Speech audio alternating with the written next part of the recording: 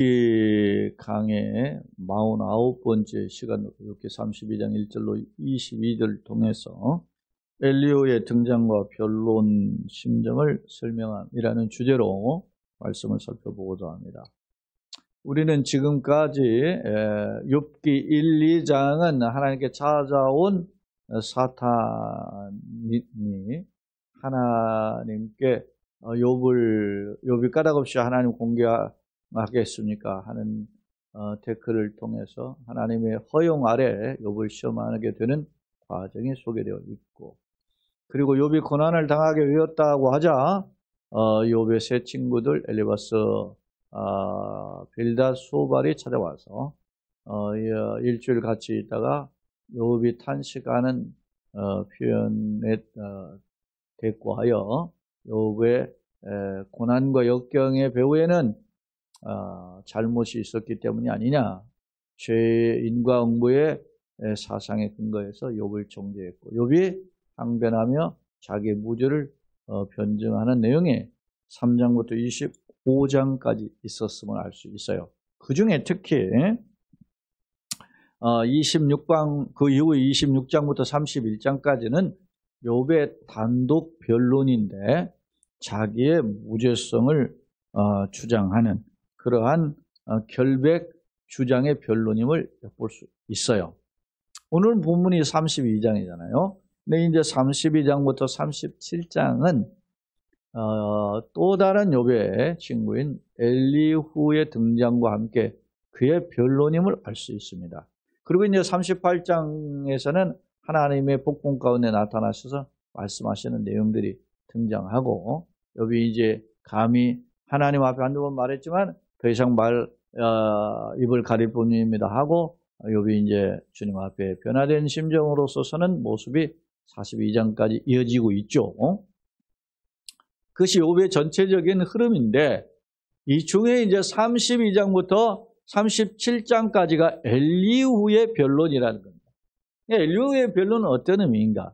앞선 세 친구와의 변론과 좀 다름을 알 수 있어요. 특히 42장에 보면은 무지한 말 이치를 어둡게 하는 자가 누구냐 하면서 하나님의 책망을 받은 자들이 일축에는 욥을 포함해서 누가 있어요? 욥의 세 친구가 있어요.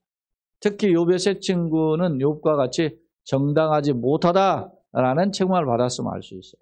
그런데 거기에 엘리후는 빠져 있어요. 그러니까 이 엘리후의 변증이 꽤 중요하다라는 점을 우리는 엿볼 수 있거든요. 그 중에 이제 오늘 32장은 엘리후가 어떤 사람인가에 대한, 엘리후에 대한 간략한 정보, 그리고 엘리후가 왜 이 변론에 끼어들게 되었는지에 대한 그 배경 설명, 그리고 자신은 그냥 어떤 인간적 지혜, 어떤 사회적 견해, 논리가 아닌 하나님의 심정으로 변론하겠다 하는 내용의 어필. 그래서 어떤 가문이 사례라든지 아니면은 귀를 즐겁게 하는 그러한 표현으로서 내가 논증하지 아니하고 하나님 뜻대로 전달하겠다라고 하는 그런 자기가 변론에 대한 자세를 소개하고 있습니다. 자, 그런 내용들이 오늘 32장 1절로 22절에 나타나는데 그 내용을 우리가 한번 개괄적으로 살펴보고자 합니다. 자, 한번 서론을 먼저 읽어볼까요? 자, 욥기 3장에서 25장은 욥의 세 친구 엘리바스, 빌닷, 소발이죠. 소발과 욥과 주고받는 세 차례의 변론이에요.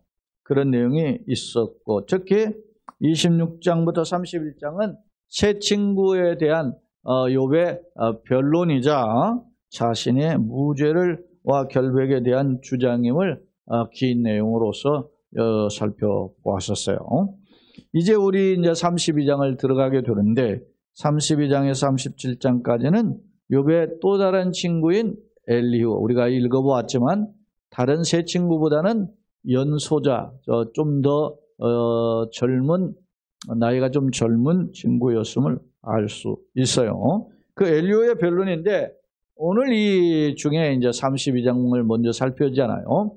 32장은 1절로 5절은 엘리후가 욥과 세 친구에게 화를 내는 배경을 설명해. 왜 끼어들게 되었느냐?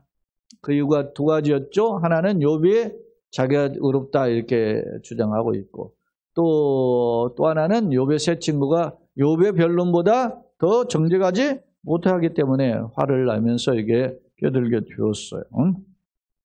그리고 이제 6절로 14절은 엘리후가 이제 변론할 때 자기가 왜 이런 변론을 하게 되었는가를 설명하고, 그리고 15절 22절은 변론에 임하는 자세가 어떻습니까? 그냥 인간적인 논리가 아니라, 세속적인 논리가 아니라 하나님의 진리 안에서 내가 변론하겠다 하는 변론에 임하는 자세를 설명하고 있습니다. 자, 내용을 한번 간략하게 성경을 살펴보도록 하겠습니다. 욥이 자신을 의인으로 여김으로, 의롭다 여기는 거죠. 그래서 자기는 무죄하다고 결백을 주장했는데 주변에서 볼 때는 자기가 의인으로 비춰지는 주장을 하는 것처럼 그렇게 보인 거죠.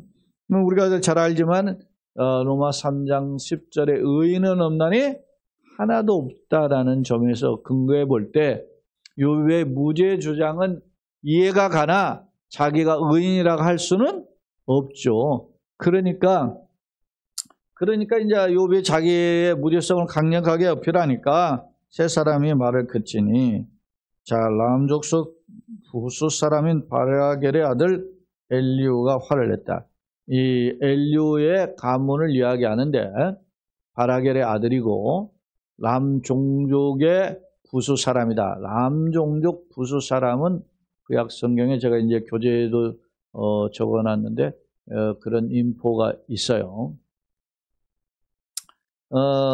근데 바라겔이라고 하는 뜻이 바라겔, 오 하나님 복을 주세요, 그런 뜻이에요.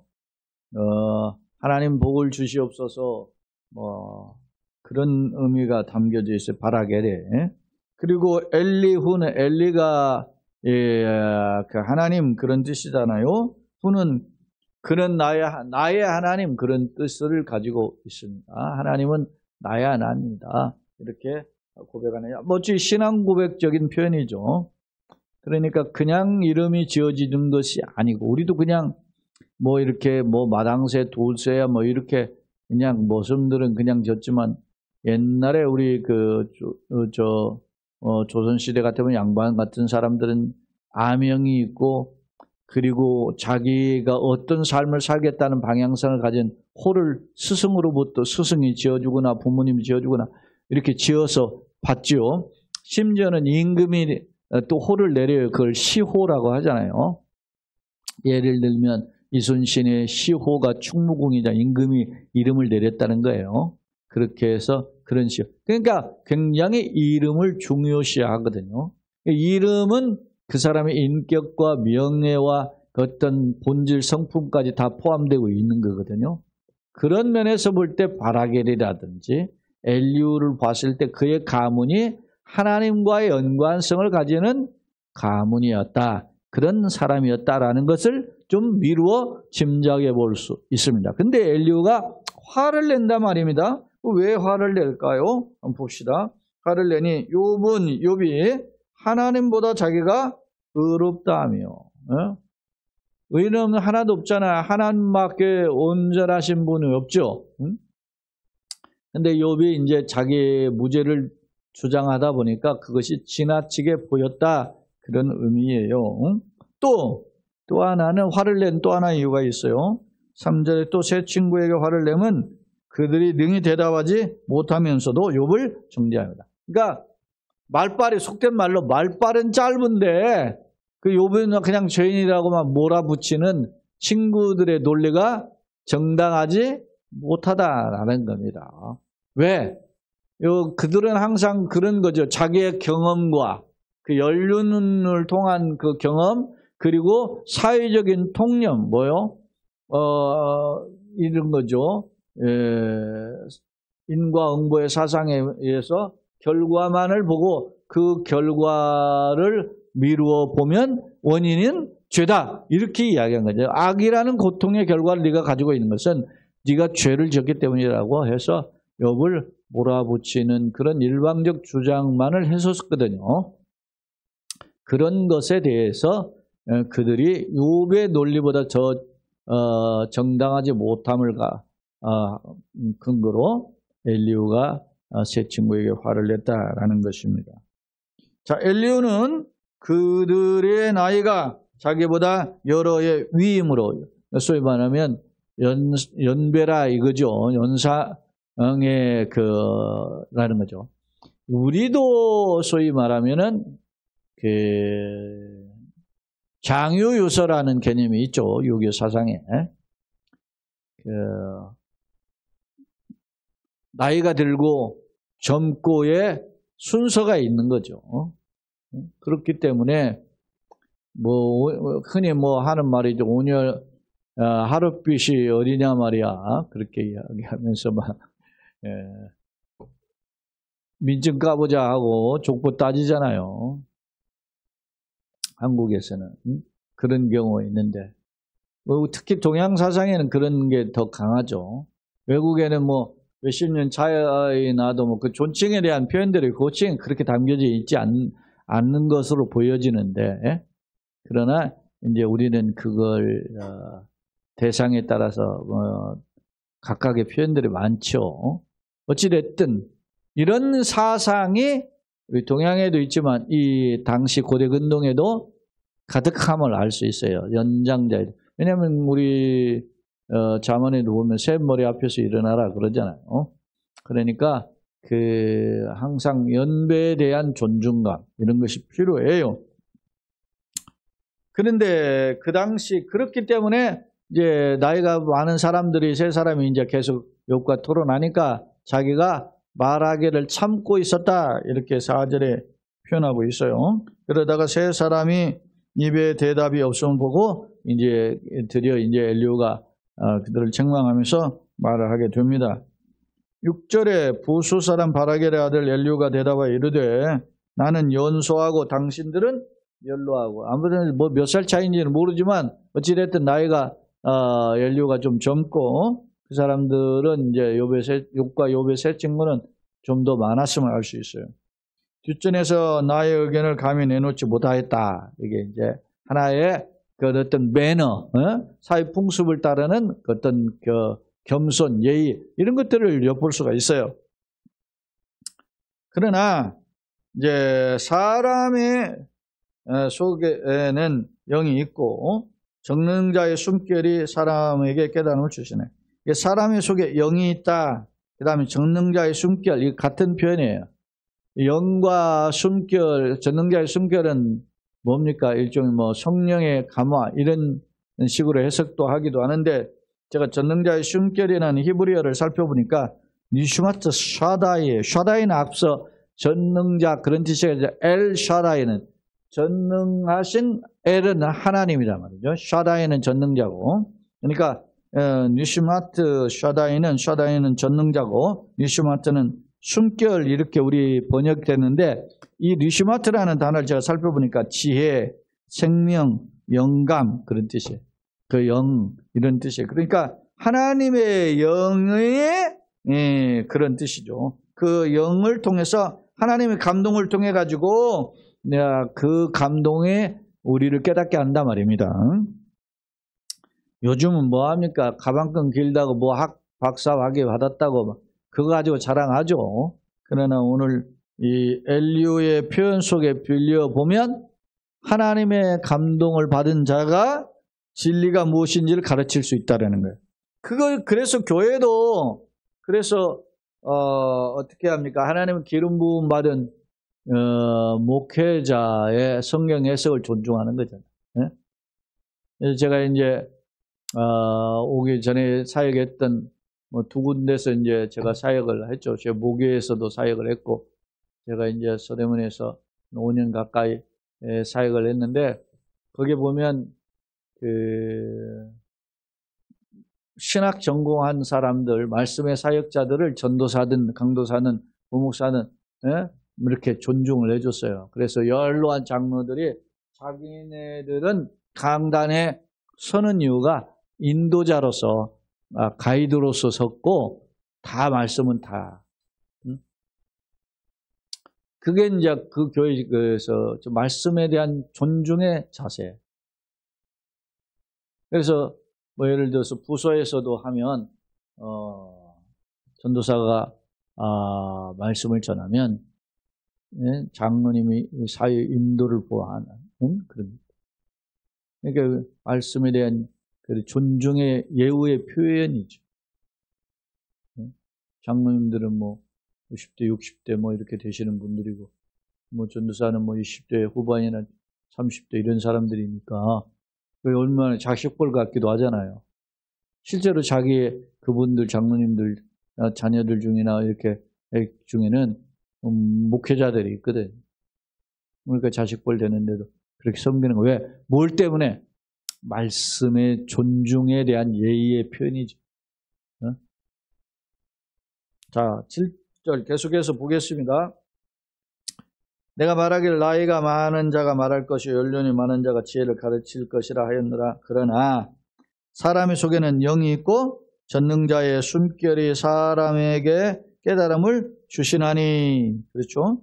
그러니까 우리가 연륜으로만 해결될 일이 아니다라는 거예요. 하나님의 지혜와 능력으로 이걸 깨닫게 하고 가르칠 수 있다 그래요.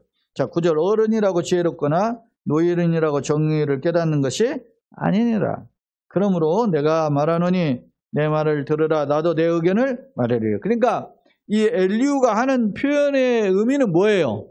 비록 내가 나이가 젊지만 연장자로서 사회적인 어떤 그런 측면의 개념으로서는 내가 연장자 앞에 한번 끼어들어서 말하는 것이 실례지만, 그러나 내 속에는 하나님의 숨결이 있기 때문에 내 지혜로 하는 게 아니라 하나님의 뜻, 하나님의 말씀을 내가 전하겠다, 이런 뜻이에요. 그러면서 11절 보라, 나는 당신들의 말을 기다렸노라. 당신들의 슬기와 당신들의 말에 귀를 기울이고 있었노라. 내가 자세히 들은즉 당신들 가운데 욥을 꺾어 그의 말에 능히 이제 대답하는 자가 없었다라는 거야. 그러니까 엘리후가 젊지만 연소하지만 하나님 말씀에 근거해서, 하나님의 사상에 근거해서 비춰볼 때 당신들이 욥을 책망하고 정죄는 하지만 능히 욥의 그 논리를 이길 수가 없다. 욥을 정죄에 빠뜨릴 수가 없다는 거예요. 그러니까 오늘날 우리가 그런 거죠. 어른이 말하면 무조건 옳다, 이런 생각은 고리타분한 거죠. 이런 생각이 이제 꼰대 의식이 있고, 사회적인 통념, 옛날에는 그게 통했지만 지금은 그게 아니죠. 개인적으로 제가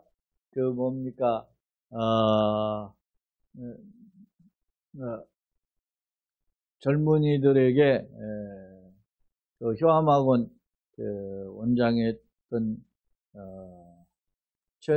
최연국 할아버지가 나이 많다고 의시되지 말고 나이값 하라 하는 말씀을 하시면서,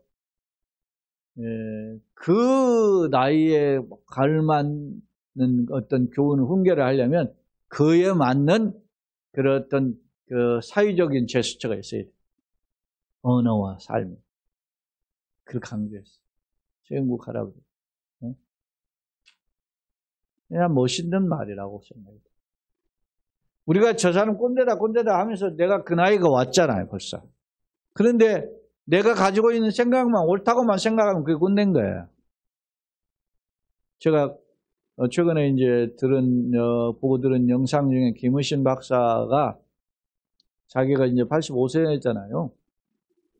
근데 여전히 친구들하고 지금 같이 이렇게 골프도 치고 그러는데, 그 치매기가 있는 친구는 골프가 자기 공이 아닌데 자기 공을 우긴다는 걸 키웠고,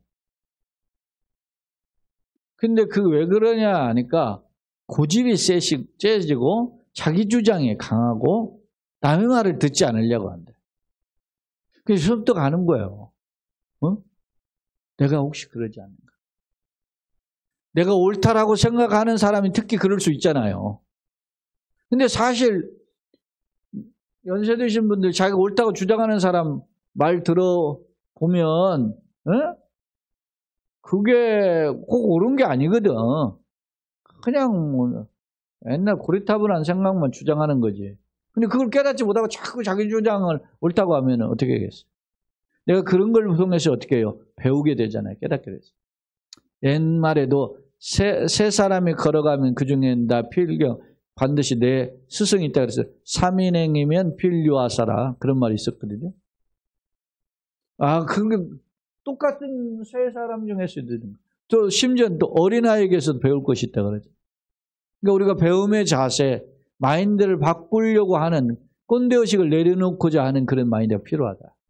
병적으로 나타나는 그 치매가 걸리는 그런 증상으로도 나타나기도 하니까 순간 내 고집이 너무 세면 이거 조심해야 되지 않나 하는 생각을 하게 되는 거예요. 이야기 좀 확대됐지만 엘리후가 하는 말이 내가 자세히 들어보니까 당신들 가운데 욥을 꺾고 그 말이 대답할 자가 없다. 나이만 많이 먹고서는 자기 주장만 했지 내가 보기엔 꼴통이야. 뭐 이런 뜻이지. 그러면 엘리후는 어떤 의미에서 그러면 하는 거예요? 젊지만 요즘 신세대 생각이에요? 아니죠. 엘리후는 지금 누구의 뜻을 그래서 전능자의 숨결에 근거해서 자기가 말한다 이거예요. 그럼 봅시다. 뭐라고 하는지. 당신들이 말하기를 우리가 진상을 파악했으나 그를 추궁할 자는 하나님이시오 사람이 아니라 하지 말지니라. 그가 내게 자기 이론을 제기하지 아니하였으니 나도 당신들의 이론으로 그에게 대답하지 아니하리라. 이 말씀은 13, 14절은 엘리후는 이 세 친구가 욥의 주장을 반박하지 못하고 그냥 무능만 보였다라고 지적하면서 엘리후가 자기는 객관적인 입장에서 한층 하나님의 뜻에 따르는 입장에서 욥의 고난이 무엇인지 내가 설명해 보겠다 그런 겁니다. 자, 그러면 이 엘리후가 설명하는 욥의 고난의 배경에 대해서 자기는 어떤 자세로 욥에게 변론에 임하는가 한번 15절로 마지막 22절 한번 들여다보겠습니다. 그들이 놀라서 다시 대답하지 못하니 할 말이 없음이었더라. 당신들이 말없이 가만히 서서 다시 대답하지 아니한즉 내가 어찌 더 기다리랴 하면서 이제 자 봅니다. 나는 내 본분대로 대답하고 나도 내 의견을 보이라. 내 본분대로 대답하고 내 의견을 보인다. 이 표현이 어떤 거냐면 내 본분대로 하는 건 내가 하나님의 뜻을 쫓아서 이야기하겠다. 그런 뜻이에요. 내 속에는 말이 가득하니 내 영이 나를 압박함이라. 보라, 내 속에 지금 말하고 싶은 말이 막 있는데 그 말들이 다 누가요? 압박한다. 막 자기 변론을 막 이렇게 꼭 해야 된다. 이걸 막 지금 막 마음속에서 막 목 여기까지 올라온 거예요. 지금 하고 싶은 말이. 그게 다 누구의 뜻이에요? 하나님의 뜻에 근거해서 내가 말하고 싶다라. 그런 뜻입니다. 그러면서 보라, 내 배는 봉한 포도통 같고 터지게 된 새 가죽 부대 같구나. 내가 말을 하여야 시원할 것이라 내 입을 열어 대답하리라. 이 지금 변론하는 엘리후의 심령은 자기가 하나님의 진리에 대해서 너무 사모하고 그것을 그냥 내놓고 갔던 봉한 포도주통 갖고 터지게 된 새 가죽부대가 돼. 그러니까 그게 막 거기에서 터져서 막 술술술술 막 포도주가 흘러나오듯 자기가 하나님의 말씀을 가지고 있는데 그것을 막 전달하고 싶어하는 그런 간절함이 담겨져 있음을 엿볼 수 있어요.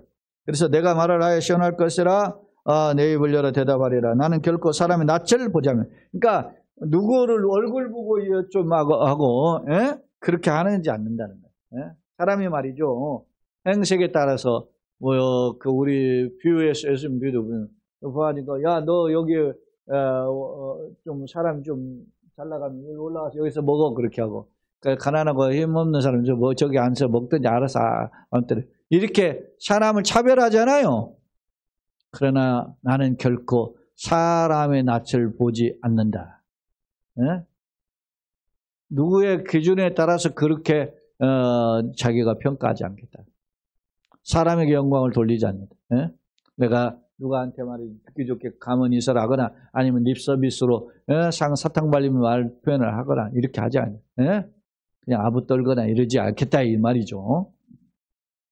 그러면서 마지막 22절 보세요. 나는 아첨할 줄을 알지 못합니다. 만일 그리하면 나를 지으시니가 속히 나를 데려가시. 나를 데려가신다는 말은 죽음의 영으로 데려가시는 거죠. 이런 그런 단호한 각오를 뒷받침하면서 나는 이런 입장으로서 변론에 임하겠다. 그런 변론에 임하는 엘리후의 태도를 설명하고 있어요. 여러분 어떻습니까? 그러니까 우리가 하나님 뜻을 알아야죠. 하나님 전능자 영이 전능자의 심정이 자기 가운데 있어야 될 거 아닙니까? 그러려면 내가 하나님 뜻을 알아야지. 성경 제대로 한번 읽지도 않으면서 어떻게 막 말 섞어가지고서는 막 나하고 이야기하려고 하는 놈들도 있고 말이야. 답답해 막. 지가 지 논리만 잘난 척하지. 얼마나 가소롭습니까? 목회자들도 생각해 보면 그런데. 요즘 뭐 잘 나가고 공부 잘하고 막 세상 잘 나가고 하니까 막 자기 머릿속에는 막 자기 논리가 가득하지. 근데 그게 성경적이냐가. 성경을 읽고 연구해도 아전인수격으로 해석하면 또 안 되죠. 그래서 중요한 거야. 제가 예전에도 그런 이야기 했다 하잖아요. 저 친구 목사한테 성경을 이렇게 해서. 근데 내가 하나님이 너한테 그러지 않겠냐? 내가 그런 말을 한 적이 있어요. 뭐라고? 야, 하나님은 그래. 나는 성경을 이런 뜻으로 했는데 너는 나보다 그 해석을 어떻게 더 잘한다? 그게 옳은 해석이 아니지. 설령 그것 때문에 아멘하고 막 교인들이 막 하나 한다 하더라도 정말 하나님이 말씀하신 건가를 고민해야 돼. 교인이 열광하는 것에 고민하는 게 아니라. 응? 물론 텍스트와 현재의 상황, 컨텍스트의 상황이 다르죠. 그래서 그것을 연결해 주는 역할, 메신저가 꼭 필요해요. 그래서 성경을 읽고 성경의 삶의 정황에 맞춰서 목회자가 전달해 주는 그 메신저 역할이 필요하죠. 그래서 성경 연구와 해석과 적용이 필요한 거죠. 성경이 이게 무슨 뜻이다. 그러면 읽고 해석해야 될 거 아닙니까? 해석하고 그것을 자세히 주석을 붙여서 해석을 해야 되고, 그러면 적용을 해야 될 거 아닙니까? 적용하는 것이 어떻게 적용하는지. 매우 중요하거든요. 그런 면에서 보면 이 말씀의 전달자인 목회자들 매우 중요하죠. 근데 자기만 성경 잘 해석하는 것처럼 이야기하고.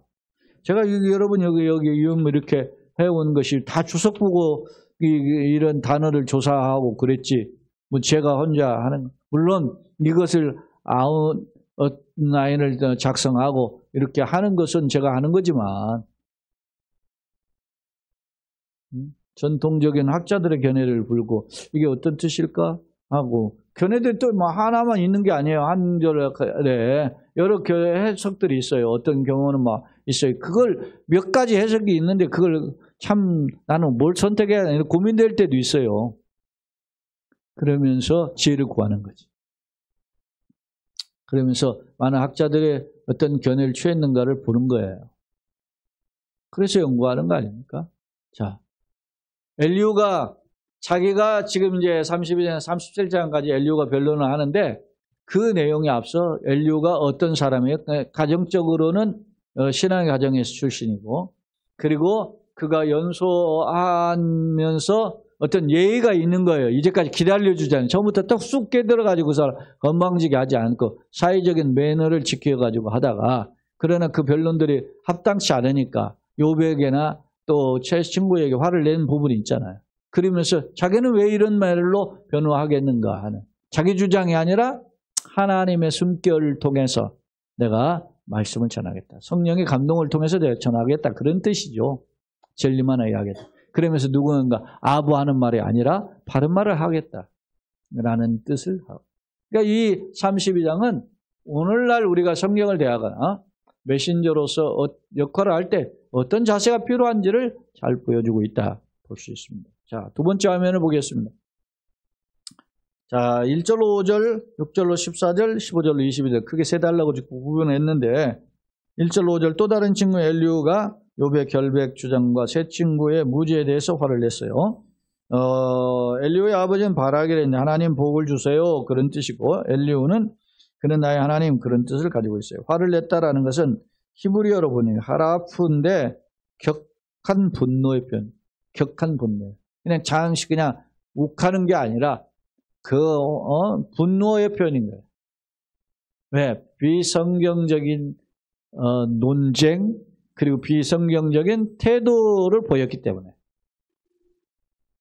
새 친구는 비성경적 논쟁의 논법을 가지고 지었죠. 욥은 자기가 어떻게 해요? 의롭다고. 물론 자기의 무죄를 항변하는 것은 이해가 되지만 그러나 그것을 하나님 앞에 자기가 의롭다 내세울 수 없죠. 그런 부분에 대한 지적이죠. 자, 그 이유가 뭐냐? 하나님보다 자기가 의롭다함. 욥의 결백 주장이 불경건한 교만의 태도라고 판단했다. 좀 더 오바했다. 그런 뜻이죠. 3절 새 친구가 욥을 적절하게 반박하지 못하면서 3인정 주장만 늘어놓고 계속 공격하는 것은 옳지 못하다. 그래서 화를 냈어요. 4절 5절 엘리후가 나중에 등장한 연수자로서 연장자를 존중하는 사회적인 어떤 전통을 지키는 그런 예의와 자세가 엿보여요. 자, 그 다음에 6절로 14절 엘리후가 자신의 변론에 대한 정당성 주장과 반론의 필요성을 강력히 설명하는데 특히 자기가 무엇에 근거해서 이런 변론을 하겠느냐? 전능자의 숨결이다. 미슈마토 샤다이라고 하는 지혜, 생명, 영감을 주시는 하나님 영을 가리키는데 그러니까 하나님의 감동의 근거에서 내가 변론하겠다 그런 뜻이죠. 사회적 통념처럼 연장자라고 정의를 다 깨닫는 것이 아니다. 그런 뜻을 이야기하고 있고 특히 11절 14절을 보면 새 친구가 욥의 주장을 반박에 갈 만한 답변을 하지 못했다는 것을 상기하고 있어요. 욥을 꺾어 목회하는 히브리어는 책망하다. 새 친구가 진리로 욥을 제대로 꺾지를 못했다. 그런 뜻입니다. 그 다음에 이제 15절로 22절 엘리후가 욥을 향해 자신은 아첨하는 말을 하지 않고 진리만을 바로 정의, 진리 이건 다 하나님의 편이잖아요. 그것만을 밝히겠다고 선언해요. 특히 이제 15절로 17절 새 친구가 경험을 따라 변론했다면 그렇잖아요. 고대 근동의 사상을 가지고 변론했고 자기의 경험을 따라서 변론했지만 엘리후는 하나님 지혜로 말하겠다 그렇게 이야기해요. 그리고 이제 18절로 22절 내용까지를 보면 변론하는 엘리후의 심정은 하나님 진리에 대해서 사모함이 있음을 알 수 있고 변론이 사람의 귀에 듣기 좋은 대로 꾸미지 않았다라는 거예요. 그죠? 듣기 좋은 말만 골라서 하는 것이 아니에요. 응? 여러분 제가 예전에 그런 말을 했죠. 설교 세미나 가보면 뭐라고 하느냐면 10번 설교하는데 9번은 교인들의 격려와 힘을 주는 메시지하고 한 번만 책망하라 그런 거예요. 왜? 내 책망하는 말만 하면 교인들 싫어가 다 떠난다는 거야. 그러니까 이게 한국 교회가 이런 식으로 간다면 저는 희망이 없다고 봐요. 진리 말씀 바로 전해야지. 어떻게 듣기 좋은 소리만 듣나? 일주일 내내 목사님 일주일 내내 힘들고 진짜 교회에서 좀 위로받고 싶습니다. 위로부터 받아야지. 그러나 어떻게 해요? 내가 죄도 깨닫지 않고 내 자신을 말이죠. 채근하지도 않고 그냥 위로만 받으면 되는 거예요? 여러분 그렇게 잘 살아왔어요? 스스로 돌이켜보세요. 일주일 내내. 네? 하나님 없이 살지는 않았습니까? 하나님 저만 지금 아세요? 저 골방에 계세요. 그렇게 문 닫아놓고 자기 온대로 맘대로 살지는 않았냐고. 교회 앞에. 물론 위로도 받아야지. 그러나 하나님 앞에서. 여러분 때론 책망이 위로일 수 있어요. 위로도 위로지만 그런 것을 깨닫게 돼요. 물론 몸이 지치고 물질적으로 지치고 그러면 힘들죠. 그때 위로받고 싶죠. 저도 그래요. 저도 말이지 지금 지난 한 달간 이렇게 어디 그냥 내시경 해가지고 한번 했더니 위장을 휘집어놨더니 어쩐데 그냥 안 되니까 한 달 동안 내내 음식을 못 먹으니까 아주 몸 체중도 빠지고 아주 스트레스가 더 되고 그런 게 있는데 그러니 큰 병 치르고 암 2병 하시고 하시는 분들은 오죽하겠냐 그런 생각을 제가 한 달 동안 계속 해봤어요. 얼마나 힘들겠나 그런 생각. 여러분 아무리 이 가까운 친구나 아무리 남편인데 나는 자기 고난을 다 알지 못해요. 하나님 그래서 하나님 바라보는 전에 나의 마음을 열어 주님을 향합니다. 주님 도와주세요. 자, 세 번째 화면 보겠습니다. 엘리오는 어떤 인물이었는가 한번 배경을 위해서 살펴보겠습니다. 첫째, 엘리오의 가정적 배경 보니까 라암 족속 바라겔의 아들이었죠. 아버지는 하나님 복을 주세요. 그냥 하나님 바라보는 사람이었고, 아들을 낳기는 그의 나의 하나님, 그는 나의 하나님. 그러죠. 다른 다 뭐 잡동산이 있는데 그분만이 나의 하나님이라 이렇게 하기는 진짜만을 바라보았다는 그런 거잖아요. 그런 거고, 특히 사무엘상에 보면은 1장 1절에 보면 그 엘가의 가문의 배경이 쭉 나오는데 엘리오의 자손에 대해서 이야기하죠. 이런 배경을 볼 때 엘리오는 신앙 가정에서 성장했음을 알 수 있다는 겁니다. 두 번째, 연장된 엘리오의 기도. 그래요. 사람이 잘 나가면 고개를 숙여. 저희 어머님이 예전에 하신 말씀이 저 어렸을 때, 야, 벼와 보리는 양반과 쌍놈이다. 우리는 양반으로 살아야 된다. 벼는 잘하면 잘할수록 곡식이금 이걸수 고개를 숙인다. 예? 보리는 알을 해도 막 뿌직뿌직 해가지고 고개를 숙이지 못하고 삐죽삐죽하죠. 여러분, 저도 뭐 낫질 이삭 낫질도 해보고 보리 낫질도 해보고 다 해봤어요. 근데 여러분, 보리 낫질을 하고 나면 몸이 난리가 나요. 이삭은 벼이삭 자르는 건 그래도 괜찮아요. 탈고. 제가 어제 저희 이모님과 통화를 했는데 지금은 농협에서 알아서 다 해서 다 그냥 한대. 돈만 주면 다 한다더라. 그것도 감사한 일이네. 노인 양반들만 있는지 그렇게 해주니까. 예? 그러면서 저한테 추수했으니까 햅쌀 나왔으니까 한 포 보내주겠다고 주수 이야기하라 그랬지. 이거 나도 나중에 내가 내려가서 받을게. 내가 그렇게 하고 말았는데 그 얼마나 사랑입니까? 예? 그저께도 한 포 주셔가지고 제가 집안 갔다 오다가 한 포 받아왔잖아요. 받아왔는데 또 그냥 또 주신다고 하니까 제가 그냥 나중에 주세요 그렇게 하고 말았는데 이야기하다 보니까 표는 익으면 고개를 숙여요. 겸손이지. 저희 어머니 하시는 말씀. 우리는 쌍놈이다. 고개를 숙일 줄 모른다. 항상 겸손하라. 그랬는데 목사가 되어서 건방지지 않았나 그런 생각을 되돌아봐요. 이 연장자에 대해 전통에 따라서 연수자였기 때문에 엘리오가 사회적 전통에 따라서 어떻게 해요? 불쑥 끼어들지 않고 겸손의 모습을 보여요. 예의와 겸손이 있는 모습이죠. 또 변론에 대한 심정은 어떻게 해요? 자기 논리로 하는 게 아니에요. 배웠다고 공부 많이 했다고 세상 유명하다고 자기 주장하는 게 아니에요. 뭐예요? 하나님 말씀. 친구들이 사변적으로 무지로 이야기했다면 사회적인 개념으로 이야기했던 자기는 하나님의 숨결에 따라서 이야기했다. 진리대로 이야기했다. 특히 자신을 아첨하거나 이런 어떤 그 귀에 즐거운 말을만 하지 않겠다. 이런 말을 하죠. 결론입니다. 참 사랑의 마음으로 욥과 세 친구에게 진리를 전하고자 했던 엘리오의 태도를 볼 수 있었죠.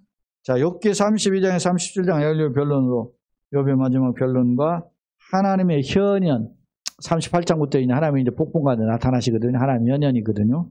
그 사이에 교량 역할을 하는 내용이 32장에 37장이에요. 교량 역할을 하는 전반부에 해당한다. 이 중 본장은 엘리오의 등장 배경과 변론의 심정을 잘 보여주고 있다. 정리하면 엘리오는 신앙적 가문의 출신임을 엿볼 수 있고 세 친구보다 연수자에게 대해 사회적 전통을 따라서 경청과 함께 얼마간 침묵했었지만 세 친구들이 진리로 욥을 논박하지 못했기 때문에 변론에 참여하게 되었음을 피력해요. 특히 엘리오는 전능자의 숨결을 따라 주님의 뜻을 대변하되 가문 이스라엘의 아첨하라 사용하지 않을 것임을 공언하여 다짐하는 거죠. 그렇게 하고 마치 에레미야의 심정으로 엿볼 수 있다. 에레미야가 뭐랬어요? 내가 여호와의 말씀을 다시는 선포하지 아니하면 내 마음이 어떻게 해요? 불붙는 것 같아서 골수에 사무치 견딜 수 없나이다. 에레미야 20장 9절이 그 말씀이거든요. 그러니까 내가 다시는 안 해. 왜? 하나님 말씀 전했다고 어떻게 해? 막 핍박당하니까 막 이제 그거 전하고 싶지 않은 거죠. 그런데 그렇게 하면 내 가슴이 마음이 어떻게 해요? 불붙는 것 같아서 골수에 사무치니 어떻게 해요? 견딜 수 없다 그랬어요. 그래서 다시 하나님 또 말씀. 나는 어떻게 살아가기를 원합니다. 말씀을 외면하는 시대죠. 진리의 파수꾼으로서 자신과 이웃을 깨우치는, 나를 먼저 깨우치고 누군가에게 진리를 알려주는 그런 복의 통로가 되시기를 예수님의 이름으로 축원합니다. 아멘.